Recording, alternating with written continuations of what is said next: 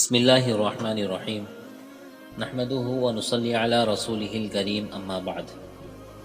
محترم ناظرین، حضرت ابو ہریرہ رضی اللہ عنہ سے روایت ہے کہ رسول اللہ صلی اللہ علیہ وسلم نے ارشاد فرمایا، ان اللہ یبعث لہذہ الامۃ علی رأس کل 100 سنۃ من یجدد لها دینہا، یعنی ہر 100 سال کے سرے پر اللہ تعالیٰ کی طرف سے ایسے افراد یا ایسی شخصیت کو پیدا کیا جاتا ہے جو امت کے لیے دین کو پوری طرح نکھار دیتی ہے۔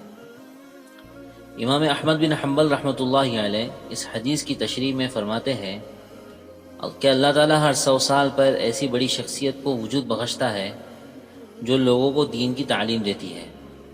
بعض روایت میں یہ ہے کہ وہ شخصیت سنت نبی صلی اللہ علیہ وسلم کی تعلیم دیتی ہے اور رسول اللہ صلی اللہ علیہ وسلم کی طرف منسوب ہر جھوٹ کا صفایا کر دیتی ہے۔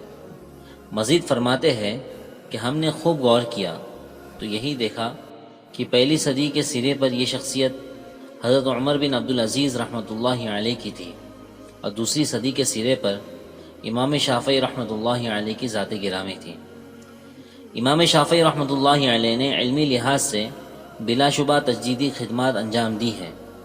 علم حدیث و فقہ کو جمع کرنے کا جو تجدیدی کام آپ رحمۃ اللہ علیہ نے انجام دیا، عقل و رائے کو سنت کے تابع بلکہ سنت کی غلامی میں دینے کی جو اعلیٰ سے اعلیٰ کوششیں کی، اصول فقہ کو مرتب فرما کر علمی دنیا میں جو عظیم الشان انقلاب برپا کیا، یہ سارے تجدیدی کام تھے جو آج تک چلے آ رہے ہیں۔ کتاب و سنت کے سائے میں زندگی بسر کرنے کا جو خاص علمی طرز نصیب فرمایا، وہی طرز آج اسلامی علمی دنیا میں جاری و ساری ہے۔ بلا شبہ اس میں تمام محدثین و فقہاء کا بڑا زبردست کردار ہے، لیکن امام شافعی رحمۃ اللہ علیہ کا کردار سب سے بڑھ کر نمایاں ہے۔ سنت رسول اللہ صلی اللہ علیہ وسلم کی اس درجہ حمیت نے آپ رحمۃ اللہ علیہ کو صحیح معنی میں ناصر السنہ بنا دیا تھا۔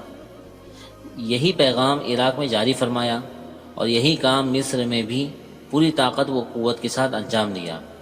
یہ آپ رحمۃ اللہ علیہ کی تجدیدی شان کا ایک نمونہ ہے۔ اسی طرح فہم کتاب و سنت کے جو اصول آپ رحمۃ اللہ علیہ نے مرتب فرمائے، جن کو آپ رحمۃ اللہ علیہ کے بعد آنے والے تمام فقہاء نے اختیار کیا، جن کے ذریعے کتاب و سنت کو سمجھنے کی راہ نہایت آسان ہوئی، اگر آپ رحمۃ اللہ علیہ کا تنہا یہی کارنامہ ہوتا تو آپ رحمۃ اللہ علیہ کی عالمگیر شہرت کے لیے کافی تھا۔ امام شافعی رحمۃ اللہ علیہ نے قرآن و حدیث کو باہم پیوست کر دیا کہ ایک دوسرے سے الگ کر کے دیکھا ہی نہیں جا سکتا۔ محدثین کے سامنے عقلی استدلال کے راستے کھول دیے اور فقہاء کرام کو احادیث کی بہاروں سے آشنا کیا۔ امام احمد بن حنبل رحمۃ اللہ علیہ کا امام شافعی رحمۃ اللہ علیہ کو دوسری صدی کا مجدد کہنا عقیدت و محبت کی فراوانی نہیں ہے، بلکہ یہ حقیقت ہے جسے امام اہل سنت نے دل کی پوری سچائی کے ساتھ محسوس فرمایا اور اس کا برملا اظہار بھی کیا، اور امت کے طبقات نے آپ رحمۃ اللہ علیہ کی اس بات کو تسلیم بھی کیا۔ محترم ناظرین، اس کی اگلی قسط امام شافعی رحمۃ اللہ علیہ اور دیگر علوم جاننے کے لیے ہم سے جڑے رہیے اور اگلی قسط کا انتظار کیجیے۔ والسلام علیکم ورحمۃ اللہ وبرکاتہ۔